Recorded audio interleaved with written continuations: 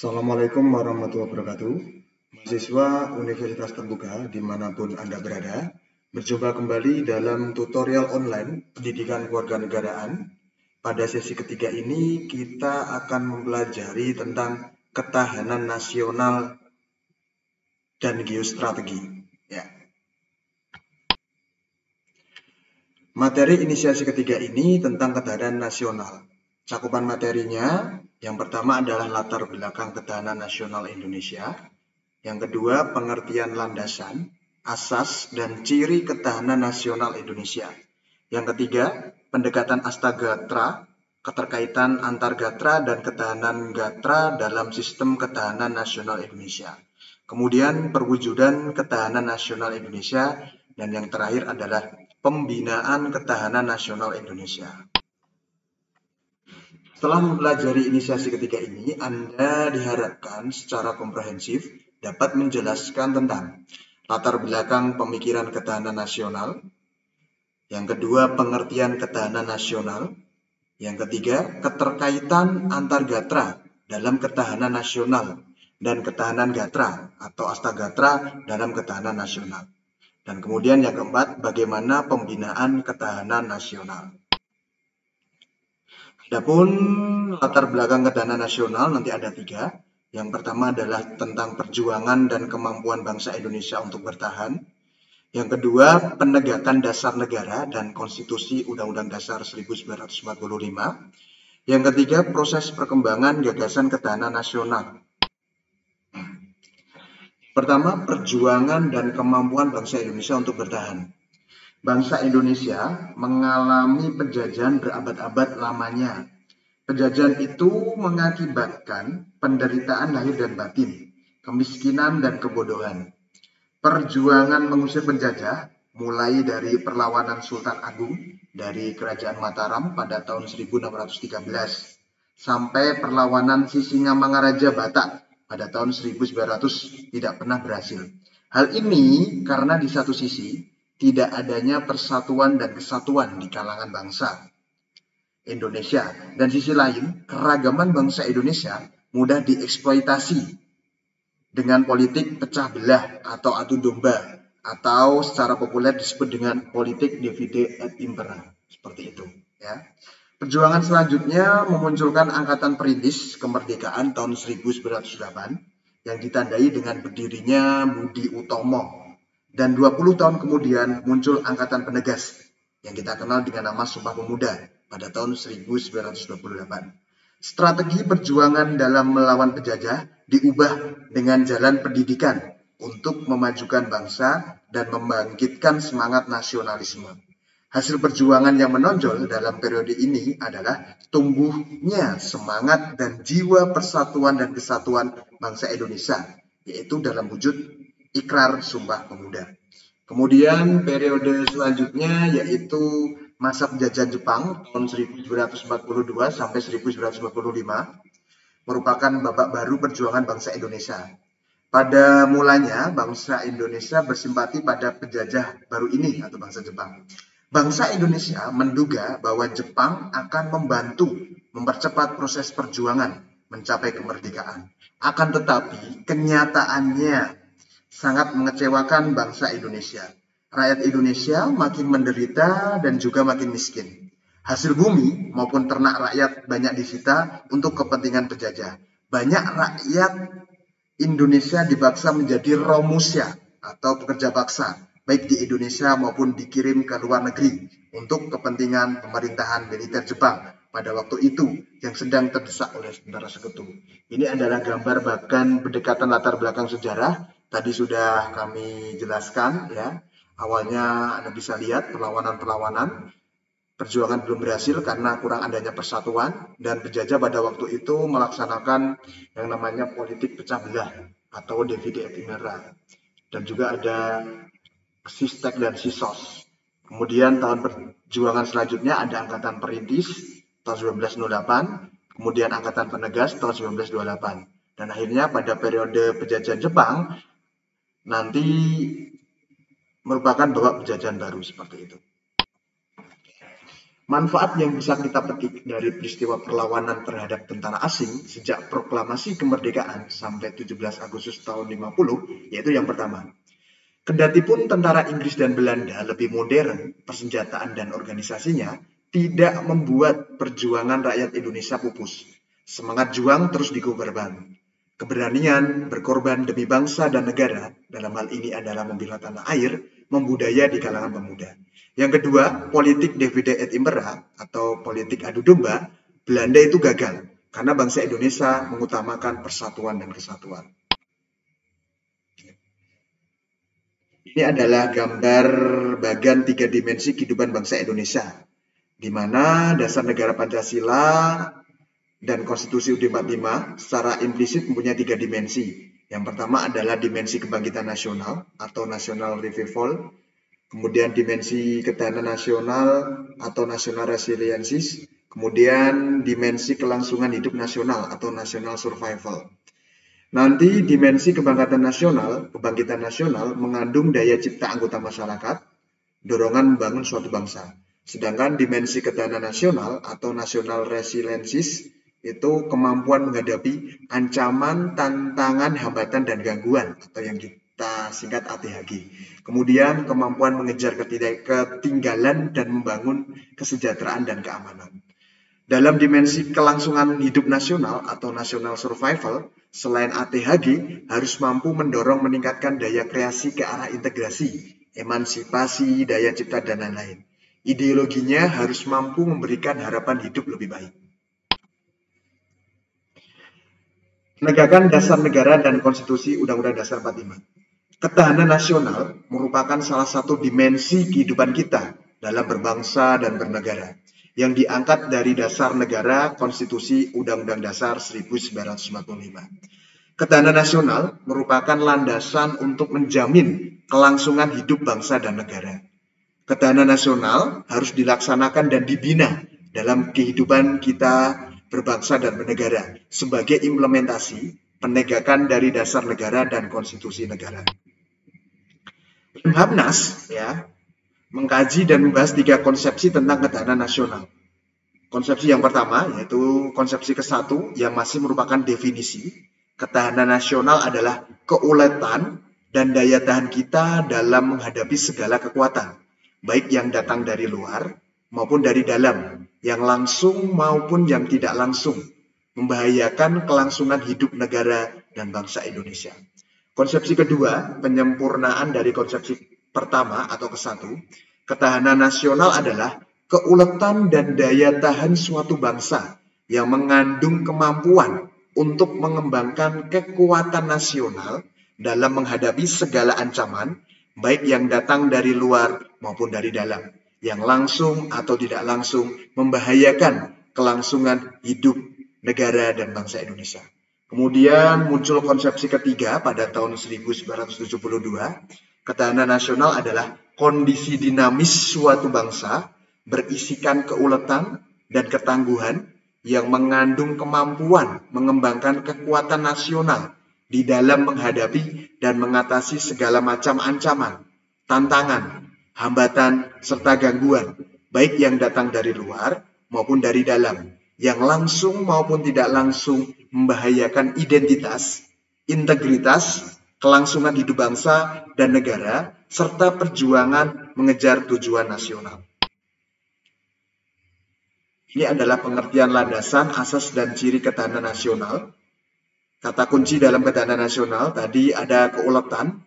Keuletan ini adalah kualitas diri, masyarakat, dan bangsa yang menunjukkan kemampuan mengobservasi dampak ancaman, tantangan, hambatan, dan gangguan untuk kemudian diatasi.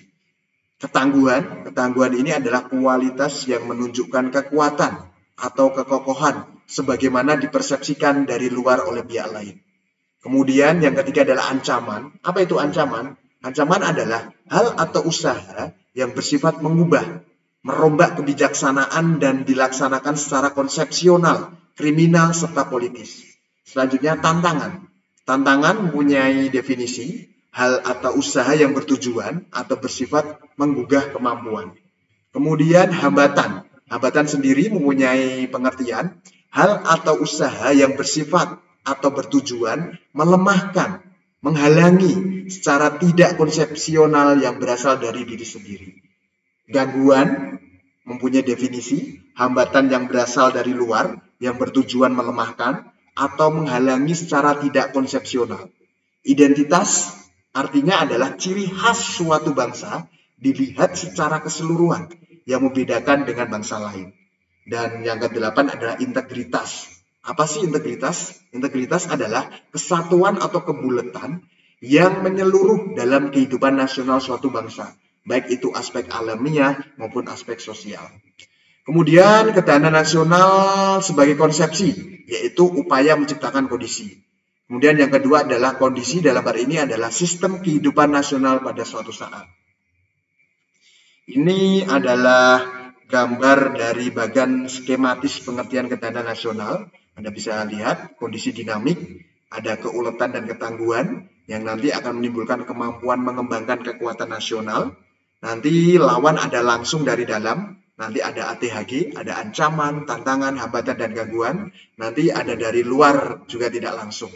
Nah, ini membahayakan, sangat membahayakan, baik integritas, identitas, kelangsungan hidup, maupun perjuangan dalam mengejar tujuan nasional.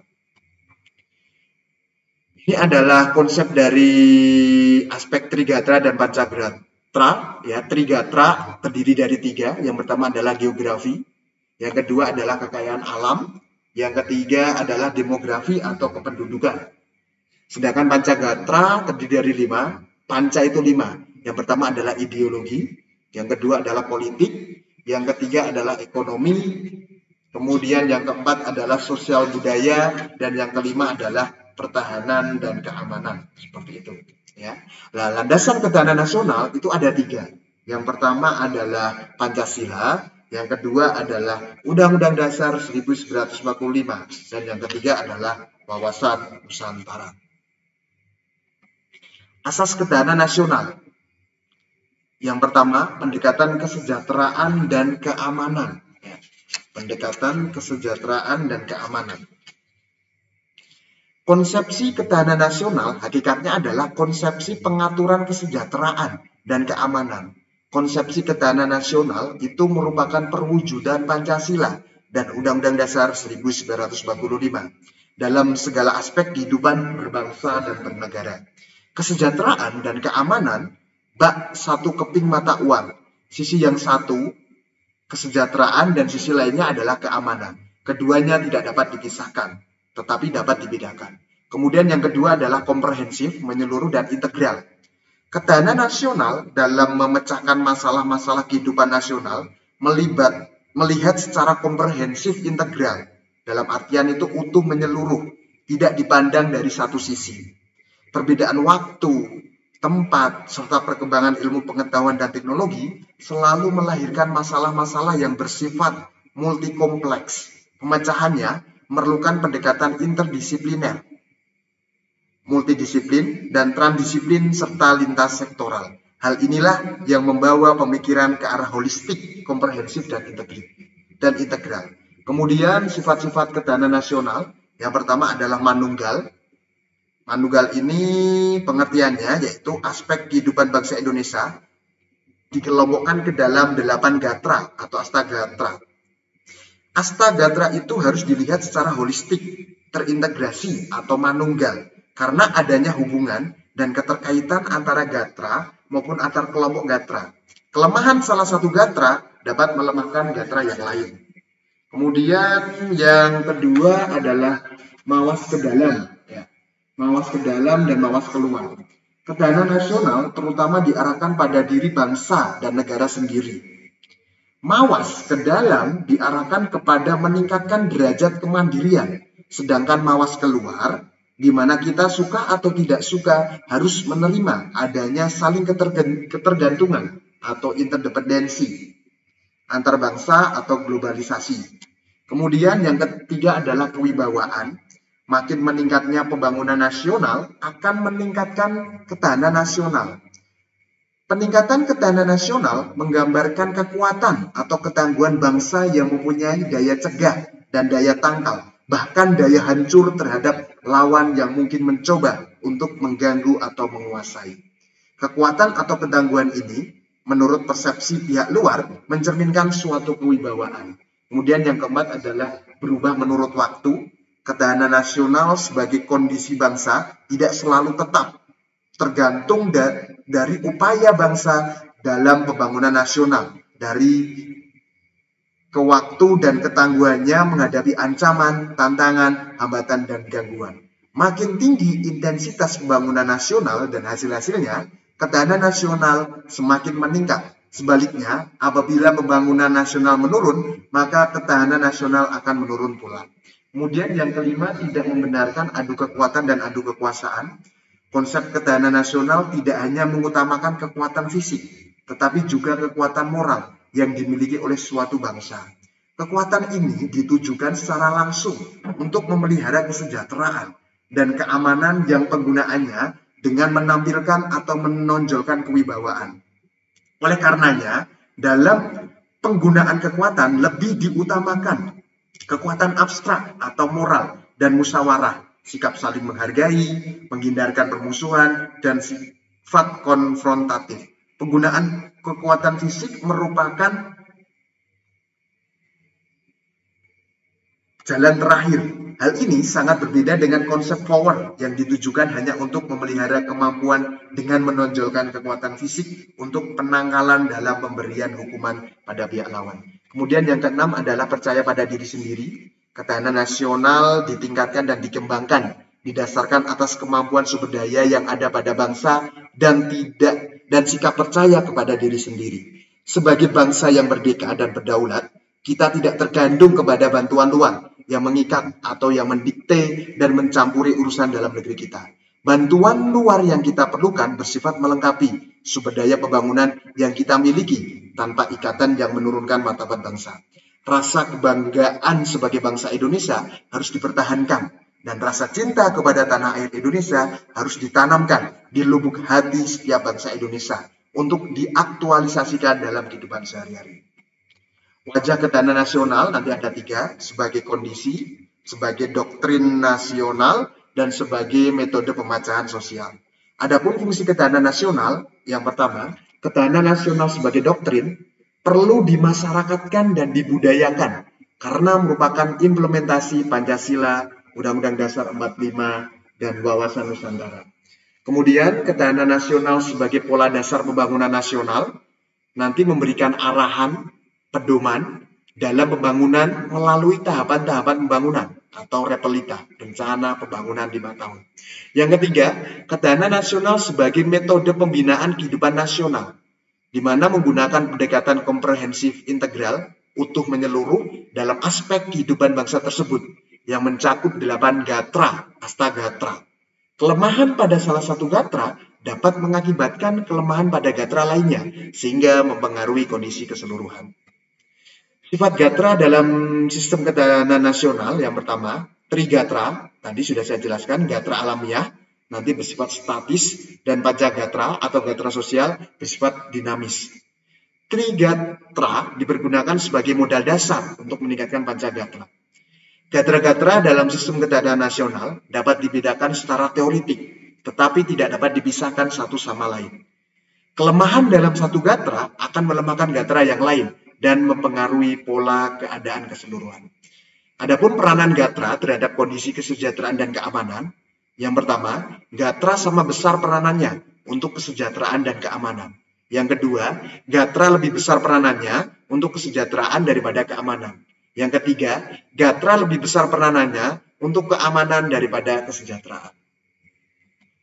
Dalam upaya mewujudkan ketahanan nasional Indonesia harus dilakukan pembangunan dalam segenap aspek kehidupan bangsa Indonesia, yaitu aspek ideologi, politik, ekonomi, sosial, budaya, dan HANKAM atau pertahanan keamanan. Pembangunan di bidang ideologi diarahkan pada penghayatan dan pengamalan Pancasila sebagai penuntun dan pegangan hidup dalam kehidupan bermasyarakat, berbangsa, dan bernegara bagi setiap warga negara Indonesia. Yang kedua, pembangunan di bidang politik telah menghasilkan kerangka landasan sistematik atau sistem politik demokratis Pancasila. Sementara itu, budaya politik, komunikasi politik, dan partisipasi politik perlu dikembangkan. Pembangunan di bidang ekonomi telah membuat struktur perekonomian kita makin seimbang antara sektor pertanian, industri dan jasa, serta pertumbuhan perekonomian yang cukup tinggi. Diharapkan pertumbuhan perekonomian dan pemerataan hasil-hasil pembangunan lebih meningkat. Kemudian yang keempat, pembangunan nasional di bidang sosial budaya meningkatkan kesadaran masyarakat tentang kemajemukan bangsanya atau yang kita kenal dengan Bhinneka Tunggal Ika, sehingga makin meningkatkan kecerdasan dan kesejahteraan rakyat. Kemudian yang kelima, pembangunan di bidang pertahanan dan keamanan telah menanamkan tradisi pejuang dan doktrin Hankam Rata yang diterapkan ke dalam SIS Hankam Rata. Namun demikian, SIS Hankam Rata tersebut masih perlu ditingkatkan dan dimasyarakatkan. Kesadaran bela negara dalam arti luas perlu dimasyarakatkan. Ini adalah gambar dari model manusia Indonesia seutuhnya. Anda bisa lihat, ini hubungan dengan Tuhan, ini hubungan dengan alam, jasmani, rohani, akal, perasaan, diri, dan masyarakat. Ya. Pembinaan ketahanan nasional Indonesia, arah kebijaksanaan, titik berat pembangunan nasional pada bidang ekonomi, karena bidang ekonomi ini mempunyai daya biak terhadap bidang-bidang kehidupan lainnya untuk meningkatkan spektrum kemampuan kita sebagai bangsa dan negara. Yang kedua, peningkatan kualitas sumber daya manusia atau SDM, diperlukan dukungan SDM yang berkualitas tinggi, di mana menguasai ilmu pengetahuan dan teknologi, serta dilandasi oleh iman dan takwa, berakar pada budaya Pancasila. Kemudian yang ketiga adalah kepemimpinan, diperlukan pimpinan nasional yang kuat, berwibawa, serta mampu mempersatukan bangsa, serta mempunyai visi ke depan, membawa bangsa Indonesia dalam mencapai tujuan dan cita-cita nasional. Untuk mencapai keberhasilan ketahanan nasional Indonesia, setiap warga negara Indonesia itu perlu, satu, memiliki semangat perjuangan bangsa dalam bentuk perjuangan non-fisik yang disertai keuletan dan ketangguhan tanpa kenal menyerah dan mampu mengembangkan kekuatan nasional dalam rangka menghadapi segala tantangan, ancaman, gangguan, dan hambatan yang datang dari luar maupun dari dalam untuk menjamin identitas, integritas, kelangsungan hidup bangsa dan negara, serta pencapaian tujuan nasional. Yang kedua, sadar dan peduli akan pengaruh-pengaruh yang timbul pada aspek ideologi, politik, ekonomi, sosial budaya, dan pertahanan keamanan, sehingga setiap warga negara Indonesia dapat mengeliminir pengaruh tersebut. Apabila setiap warga negara Indonesia memiliki semangat perjuangan bangsa, sadar serta peduli terhadap pengaruh yang timbul, serta dapat mengeliminir pengaruh tersebut, ketahanan nasional akan berhasil. Perwujudan ketahanan nasional memerlukan suatu kebijakan umum dan pengambilan kebijakan yang disebut Poltranas, politik dan strategi nasional. Ini adalah contoh evaluasi. Anda bisa lihat soal yang pertama, kualitas diri masyarakat dan bangsa yang menunjukkan kemampuan mengobservasi dampak ATHG untuk kemudian diatasi disebut apa? Ya, jawabannya adalah A, keuletan. Kemudian soal yang kedua, kondisi dinamis suatu bangsa berisikan keuletan dan ketangguhan dan lain-lain. Ini adalah jawabannya B, ketahanan nasional. Ya. Daftar pustaka dari materi inisiasi ketiga ini dari BMP Universitas Terbuka, karangan Yainul Ittihad Amin, kemudian dari Paristianti Nurwadani, dan juga dari Ahmad Yubaidi Kailan. Ya, cukup sekian dari saya. Terima kasih atas perhatiannya. Wassalamualaikum warahmatullahi wabarakatuh. Selamat belajar dan semoga sukses.